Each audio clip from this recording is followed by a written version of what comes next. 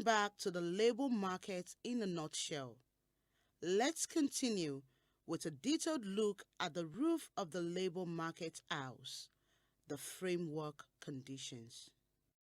In the final report of the labor market assessment, the chapter on the framework conditions include the following sub-chapters: geographical situation, demographics and migration, economic development in the past, around the past 20 years to see whether there are certain patterns, governance and current political situation, business environment, and employment figures. In addition, as in every chapter, the following areas should be addressed: actors, challenges and opportunities, in order to formulate recommendations.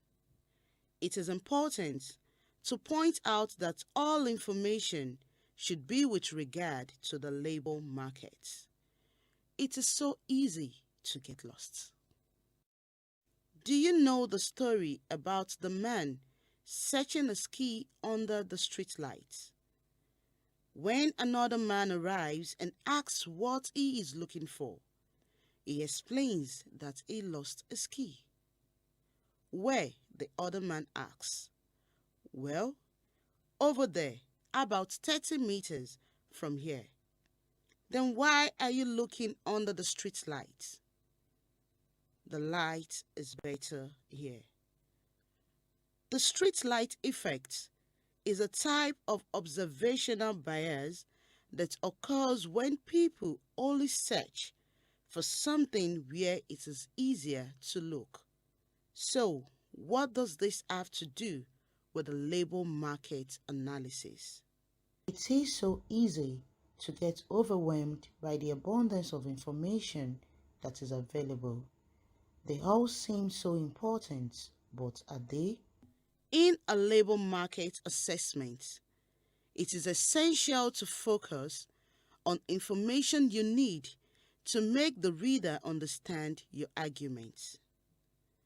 Let's see what this means in the first subchapter, geographic conditions. Since the geographical situation cannot be changed, it represents one of the basic parameters for a country's economic development and thus for the labor market. It is not important on which longitude and latitude the country lies, or which are the neighboring states, but to show the implications of the geographical situation. For example, landlocked countries usually face high burdens to economic integration due to the access to sea and international trade. However, there is no automatism between the geographical situation and productive employment. Geographical barriers to economic development can be overcome, for example, through good infrastructure. A good road could connect the country with the neighboring country that has a port nearby, thus enabling economic integration in the region. The next subchapter is demography with regard to the labor market. In this chapter, you often find the so-called population pyramid, showing the numbers or percentages of males and females in each age group. Population pyramids can give valuable clues of what is happening in the country. They help formulate hypotheses. Sometimes, however, the shape hardly resembles a pyramid. Why is that so? On the lower left-hand side, we see the population pyramid of Chad. The pyramid has a very wide base and a narrow top section, and thus suggests a population with both high fertility and death rates. This means that the pressure on the labor market of young, job-seeking people will increase in the future, but that the working population does not have to support a lot of elderly people. On the lower right, we see the population pyramid of South Africa. The base is narrower.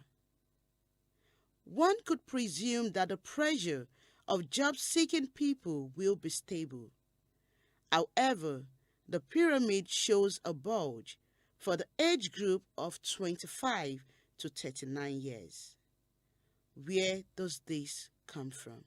It may indicate unusually high fertility due to an external event or relate to other factors such as immigration.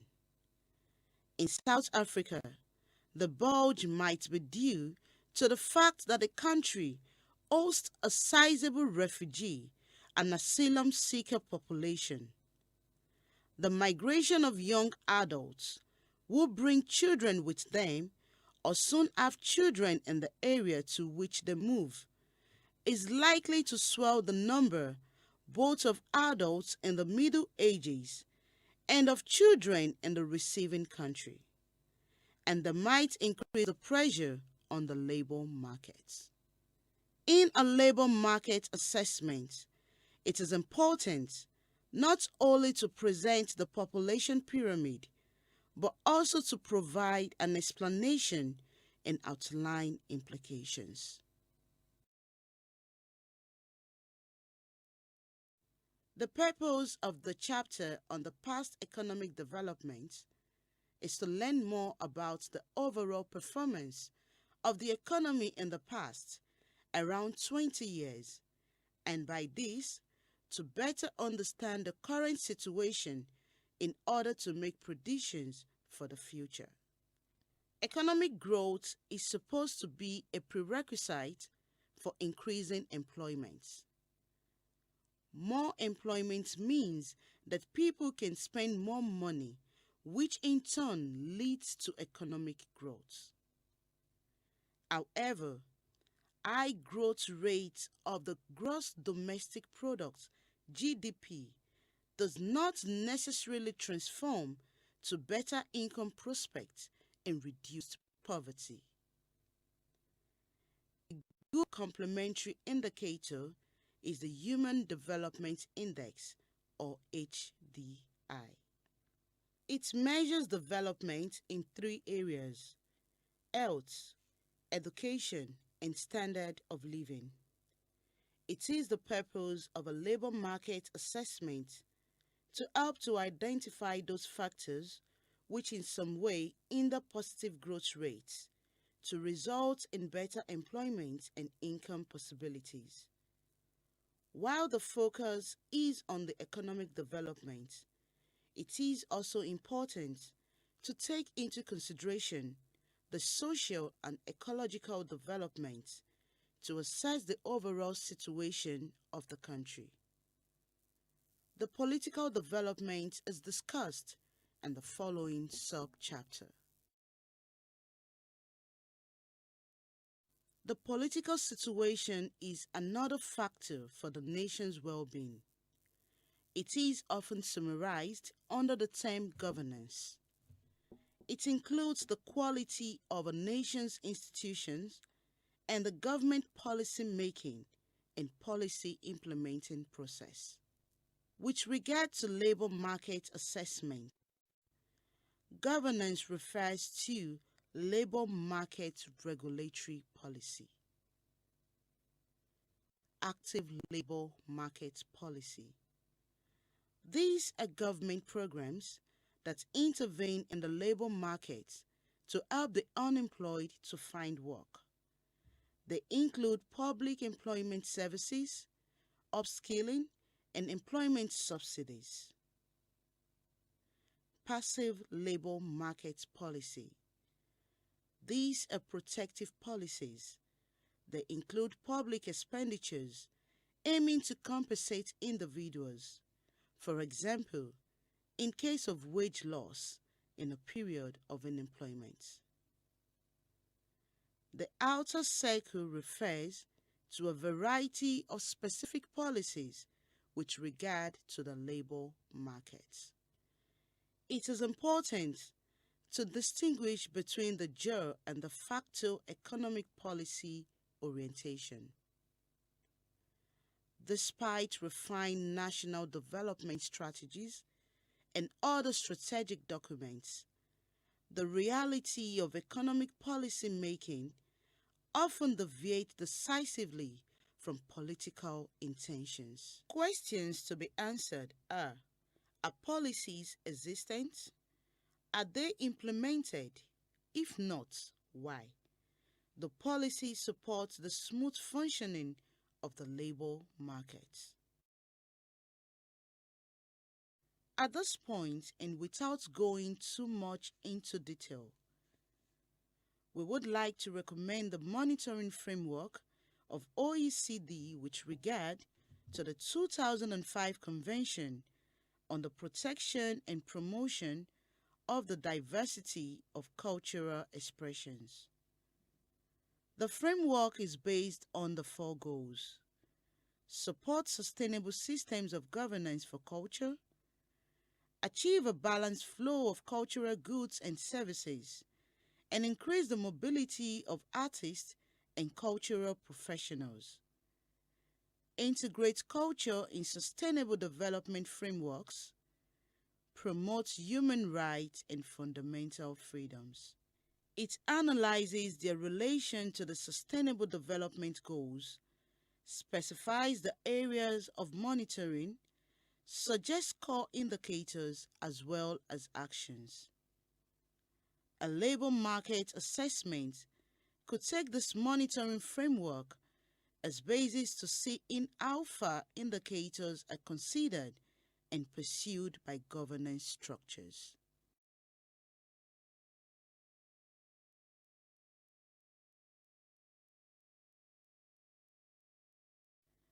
The next subchapter is a favorable business environment for companies, as it is a necessary condition for employment and income generation. Companies are confronted by a variety of external forces. Demographic forces. We already spoke about the impact of demography on the job markets. Natural forces. Economic, political, and cultural forces. And technological forces. It is important to analyze to what extent the current conditions create hindrances to national investment decisions. There is a variety of indicators measuring the business environment. The combination of indicators helps to get a better idea on the situation in which the country is in. Let's take an example.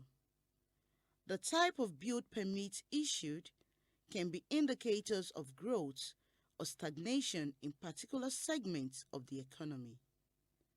An upsurge of commercial building permits often indicates businesses are expanding or new companies are being established.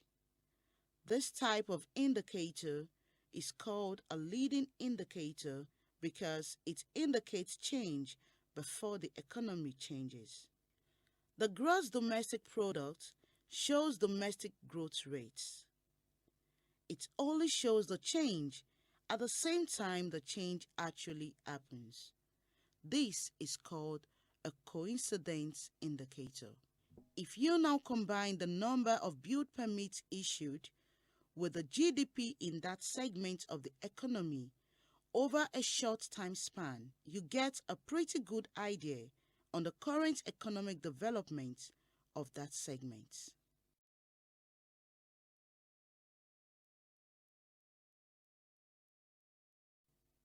Learn more about a conducive business environment from Thorsten Kirschner, a German labor market assessment expert with extensive work experience in a number of African countries. I will try to give a short input. Business environment, for me, that's the summary of parameters that influence companies in doing business. You can see it from different perspectives. You can see it from the above perspective. These are several parameters you have, or you can see it from the company perspective. And if I see it from the company perspective, that would influence all factors that that have to do with acquisition, financing, investment, HR, sales, and distribution. So the whole process of a company is somehow affected by business environment. That can be registration processes, tax payment. This can be the availability of resources. That can be the qualified labor at competitive price, or infrastructure to transport goods, or also infrastructure for communication, or simply access to office space or production spaces. Measurements, there are, there are international indicators that have been used, like doing business, like other indicators where you have several parameters and where you have surveys that have been done on international level. Mostly, I think the best way to measure it is somehow a company service, and especially if you want to look also in a sector that you ask representatives of this sector, and you ask them, you make a survey and you ask them how they perceive different parameters that are important for the business. And for sure, these kind of expert consultations, what we also do when we make a new LMA. Another part is also benchmarks, because always, entrepreneurs always say it's difficult to get access to finance, but to have it in a benchmark, and also to look what other entrepreneurs and other sectors say, or what in other countries is this, it would also help to measure the business environment.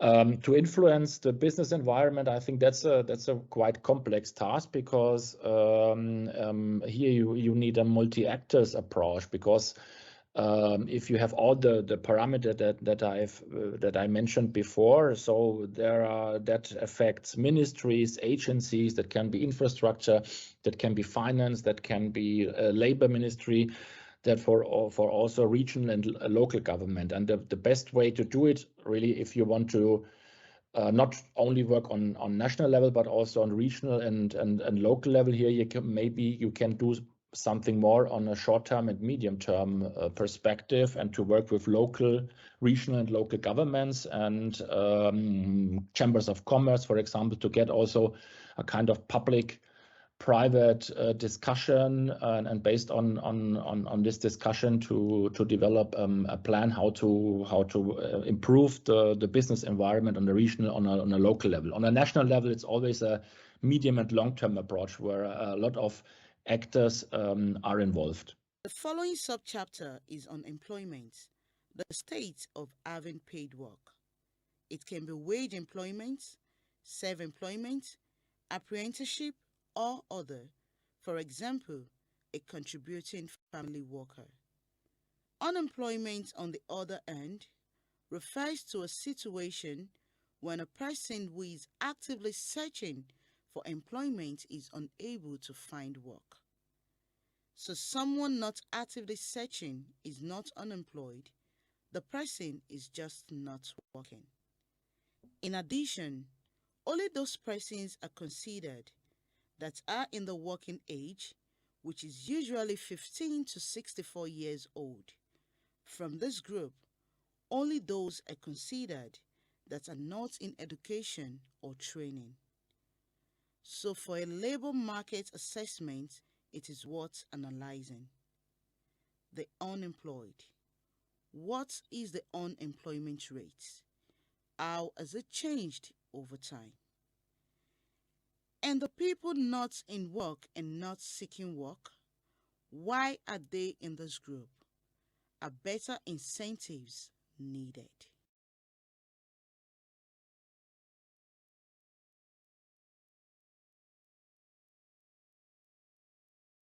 Is unemployment normal? Unemployment, both voluntary and involuntary, can be broken down into 4 types.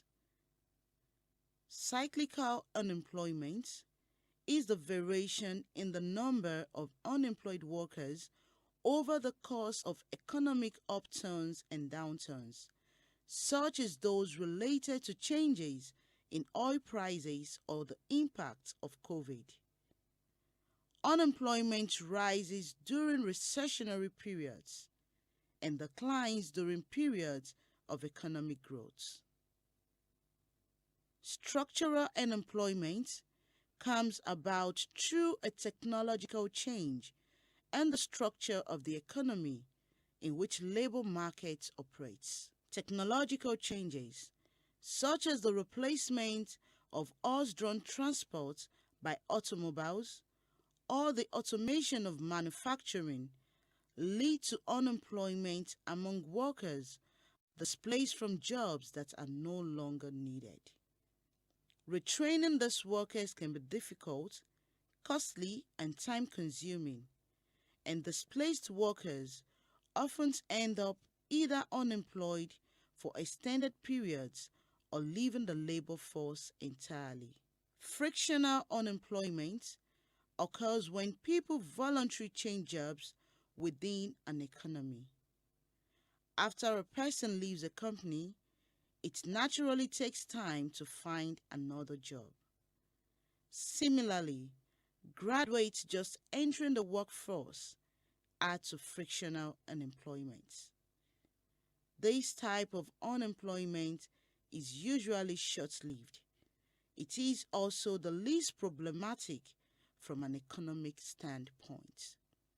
Seasonal unemployment is when people who work in seasonal jobs become unemployed. Structural, frictional, and seasonal unemployment make up the natural unemployment rates. Therefore, the employment and unemployment figures have to be analyzed against the background of the general conditions.